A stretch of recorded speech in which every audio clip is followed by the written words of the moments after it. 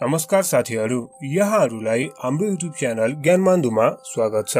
साथीहरू, विगतको केही दिनदेखि आइपिओ निष्कासन गर्ने चर्चामा रहेको र महिना दिन अगाडि मात्र लोकलहरूको लागि आइपिओ निष्कासन गरेको ग्रीन भेन्चर लिमिटेड कम्पनीले आफ्नो आइपिओ यही आउने चैत्रको 8 गतेबाट निष्कासन गर्नुभएको छ। त्यसैले आज हामी हजुरहरूको सामु यस ग्रीन भेन्चर लिमिटेड कम्पनीको आइपिओ रिभ्यू एवं फन्डामेन्टल एनालाइसिस लिएर प्रस्तुत भएका छौं। यानी यस कम्पनीको आइपिओ को बारेमा, about the IPO and business model, यस कम्पनीको प्रोजेक्टको बारेमा, यस कम्पनीले आइपिओ बाट उठाएको रकमलाई केमा युज गर्ने प्लान गरिरहेको छ त, यस कम्पनीको पास्ट यानी विगतको फाइनान्शियल परफर्मेन्स कस्तो थियो र अब फ्युचरमा फाइनान्शियल परफर्मेन्स कस्तो हुन सक्छ त, यस कम्पनीको म्यानेजमेन्ट कस्तो छ, यस कम्पनीले फ्युचरमा कति डिभिडेन्ड दिन सक्छ र लास्टमा यस कम्पनीको शेयर हामीले सर्ट टर्मको लागि होल्ड गर्दा ठिक होला कि लङ टर्मको लागि होल्ड गर्दा पनि ठिक होला त। यी प्रश्नहरूको जवाब हामी हजुरहरूलाई यस भिडियो मार्फत दिने प्रयास गर्नेछौँ। त्यसैले यो भिडियोलाई अन्तिमसम्म हेरिदिनु होला र भिडियो मन पर्यो भने भिडियोलाई लाइक र च्यानललाई सब्स्क्राइब पनि गरिदिनु होला। ल त साथीहरू, अब ढिला नगरिकन भिडियोलाई सुरु गरौँ। Number 1, about the IPO and business model.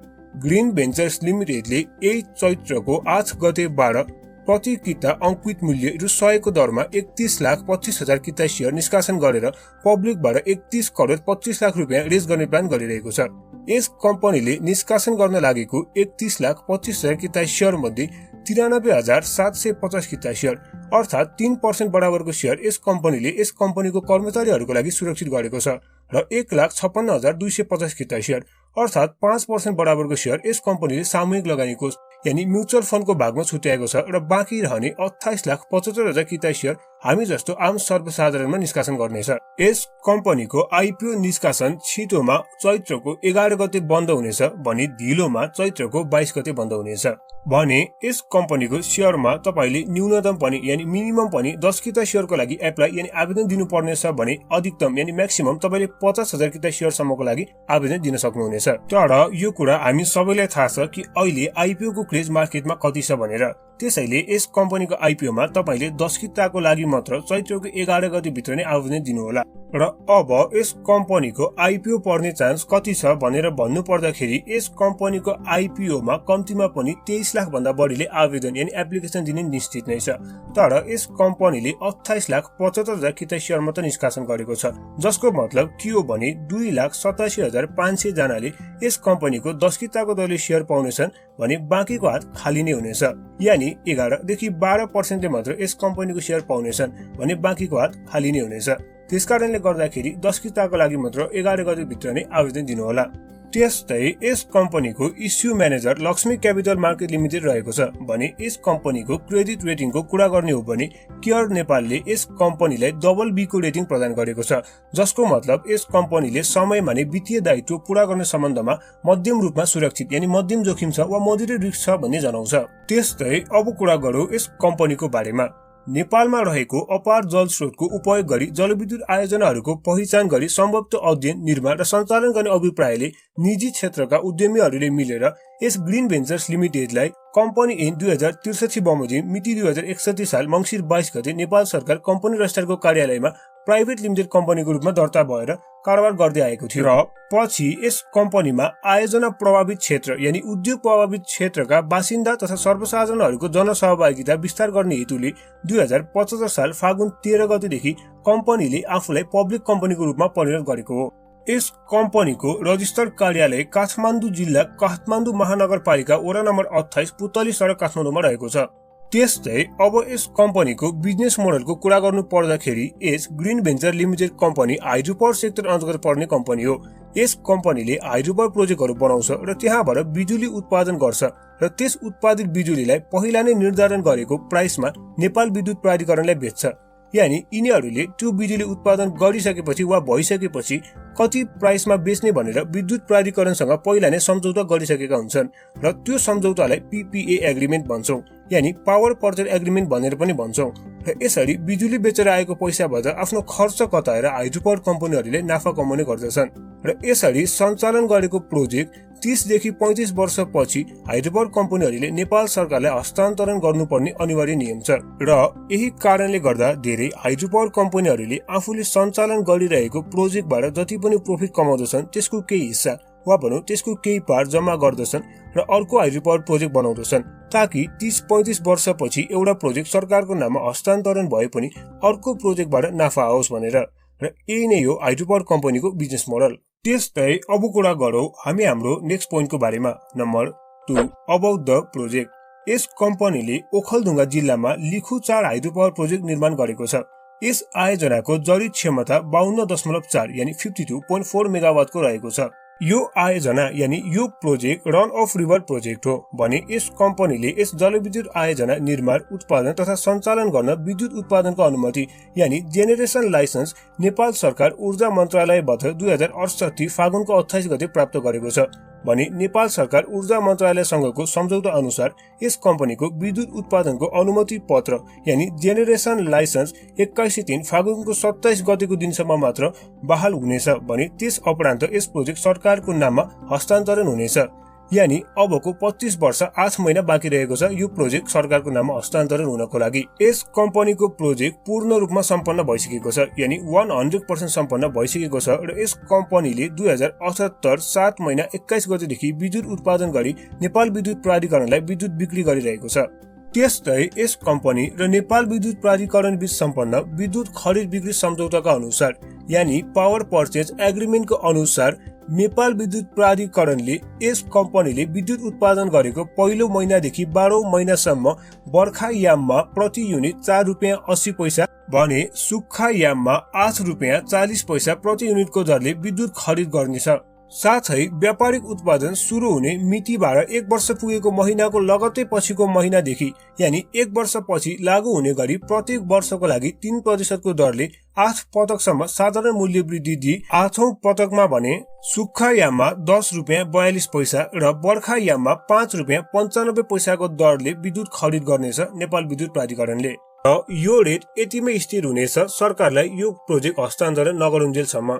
त्यस्तै यस आयोजनाको कुल लागत यानी टोटल कस्ट 12 अर्ब 8 करोड 28 लाख 19,132 रुपैयाँ रहेको छ भने यस आयोजनाको प्रति मेगावाट लागत रु 23.05 करोडको रहेको छ। जेनेरली 18 देखि 20 करोड वा सो भन्दा कम पर मेगावाट लागत भएको प्रोजेक्टहरूलाई राम्रो मानिन्छ भने यस कम्पनीको प्रति मेगावाट लागत यानी पर मेगावाट कस्ट त्यो हिसाबले केही बढियो। पर मेगावाट कस्ट यानी प्रति मेगावाट लागत जति कम भयो त्यति कम्पनीको लागि फाइदाको कुरा हो वा त्यति कम्पनीको लागि राम्रो हो। र यो कसरी अथवा किन भन्नुहुन्छ भने पर मेगावाट कस्ट यानी पर मेगावाट लागत कम हुनु भनेको कम्पनीले कम लगानीमा प्रोजेक्ट बनाएको छ भन्ने बुझिन्छ जसको मतलब कम्पनीले कम लोन लिएर यो प्रोजेक्ट सम्पन्न गरेको छ जसको कारणले भोलिको दिनमा कम्पनी प्रफिटेबल भइसकेपछि कम्पनीले चाँडै लोन पे गरिसक्छ र त्यो पैसा प्रफिट अनुसार शेयरहोल्डरलाई दिन सक्छ आगामी दिनहरुमा। जबकि पर मेगावाट लागत बढी छ भने कम्पनीलाई ऋण तिर्नै वर्षौं लाग्ने हुन्छ। त्यसकारणले गर्दाखेरि पर मेगावाट लागत यानी पर मेगावाट कस्ट जति कम भयो त्यति राम्रो। यस कम्पनीको पेब्याक पिरियड 7.91 वर्ष र डिस्काउन्टेड पेब्याक पिरियड करिब 11.57 वर्षको रहेको छ जुन अरु हाइड्रोपावर कम्पनी जति नै छ लगभग। त्यस्तै अब कुरा गरौँ हामी हाम्रो नेक्स्ट पोइन्टको बारेमा। Number 4 use of fund raise from IPO. यस कम्पनीले स्थानीय बासिन्दाहरूलाई यानी लोकल एफेक्टेड पिपलहरूलाई आइपीओ निष्कासन गरेर 31 करोड 25 लाख रुपैयाँ रेज गरेको छ भने आम पब्लिकबाट आइपीओ निष्कासन गरेर पनि 31 करोड 25 लाख रुपैयाँ रेज गर्नेछ जसको मतलब जम्मा यस कम्पनीले 62 करोड 50 लाख रुपैयाँ रेज गर्नेछ र त्यो पैसालाई यस कम्पनीले ब्याङ्क तथा वित्तीय संस्थाबाट प्रवाह भएको ऋण कर्जालाई चुक्ता गर्नको लागि उपभोग गरिनेछ भनेर भनेको छ।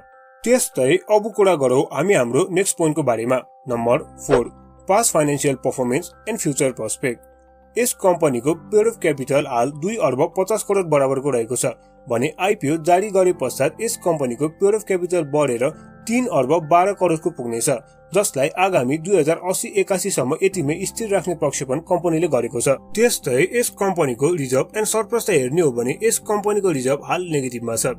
2078 को पुस मसान्तसम्मको अनअडिटेड रिपोर्टलाई हेर्ने हो भने यस कम्पनी -15 करोड रुपैयाँ घाटामा छ भने आगामी आउने वर्षहरूमा यस कम्पनीले आफ्नो रिजर्भलाई पोजिटिभ पार्दै लैजाने प्रक्षेपण गरेको छ। त्यस्तै यस कम्पनीको डेट यानी कम्पनीले ब्याङ्क तथा वित्तीय संस्था तथा अन्य कई संस्थालाई तिर्नुपर्ने ऋणको कुरा गर्ने हो भने त्यो 2077-78 मा 7.63 अर्बको रहेको छ जुन यस 2078 पुस मसान्तसम्मको अनअडिटेड रिपोर्ट अनुसार झन बढेको छ भने यस कम्पनीको डेट टु इक्विटी रेशियो पनि 2077-78 मा 3.33 को रहेको छ।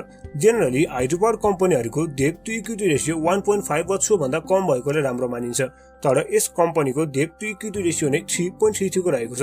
डेट टु इक्विटी रेशियोले तपाईको इक्विटी भन्दा ऋण अथवा डेट कति धेरै छ भनेर देखाउँछ। जस्तै तपाईको कम्पनीसँग डेट वा भनौं ऋण 2 करोडको छ र तपाईको इक्विटी 1 करोडको छ भने अब तपाईको डेट टु इक्विटी रेशियो 2 को हुन आउँछ। यस कम्पनीको आयोजना अर्थात प्रोजेक्ट 2078 सालमा मात्र सम्पन्न भएको कारणले गर्दा त्यो भन्दा अगाडिको वर्षहरुमा यस कम्पनीले विद्युत बेचेर आम्दानी गरेको छैन भने 2077-78 को पुस मसान्तसम्मको अनअडिटेड रिपोर्ट अनुसार यस कम्पनीले 29 करोड बराबरको विद्युत बेचेको भनेर कम्पनीले देखाएको छ भने आगामी आउने वर्षहरुमा यस कम्पनीले आफ्नो रेभेन्यूले अझै बढाउन लाने प्रक्षेपण यस कम्पनीले गरेको छ। त्यस्तै यस कम्पनीको अर्निङ पर शेयर यानी ईपीएस को कुरा गर्ने हो भने यस कम्पनीको अर्निङ पर शेयर पछिल्लो 2-3 वर्षमा नेगेटिभमै रहेको छ भने अहिले विद्युत उत्पादन गर्न थालिसकेपछि भने अर्निङ पर शेयर पोजिटिभ हुँदै जाने प्रक्षेपण यस कम्पनीले गरेको छ। त्यस्तै यस कम्पनीको नेटवर्थ पर शेयर को कुरा गर्ने हो भने 2077-78 मा यस कम्पनीको नेटवर्थ पर शेयर 91.86 को रहेको छ जसलाई भविष्यमा बढाउँदै लाने प्रक्षेपण यस कम्पनीले गरेको छ। त्यस्तै अब कुरा गरौँ हामी हाम्रो नेक्स्ट पोइन्टको बारेमा। Number 5 management analysis. यस ग्रीन भेन्चर लिमिटेड कम्पनीको चेयरम्यान मिस्टर सुभाष चन्द्र संघाई हुनुहुन्छ भने यस कम्पनीको डिरेक्टरहरुमा mister Birendra Kumar Sanghai, mister Govindlal Sanghai, mister Trilokchandra Agrawal र मिस्टर अनुज अग्रवाल हुनुहुन्छ भने यस कम्पनीको मेजर शेयर होल्डरहरु यस प्रकार रहेका छन् जसमा सबैभन्दा धेरै शेयर होल्डिङ मिस्टर गोविन्दलाल संघाईसँग 11% को रहेको छ। गोविन्दलाल संघाई नेपाल लाइफ इन्स्योरेन्स कम्पनीको चेयरम्यान र एनएसएसआई बैंकको प्रोमोटर पनि हुनुहुन्छ। त्यस्तै गरी मिस्टर अनुज अग्रवाल विशाल ग्रुपको एक्जिक्युटिभ डाइरेक्टर हुनुहुन्छ र करेन्टली निफ्रा यानी नेपाल इन्फ्रास्ट्रक्चर बैंकको बोर्डको चेयरम्यान पनि हुनुहुन्छ।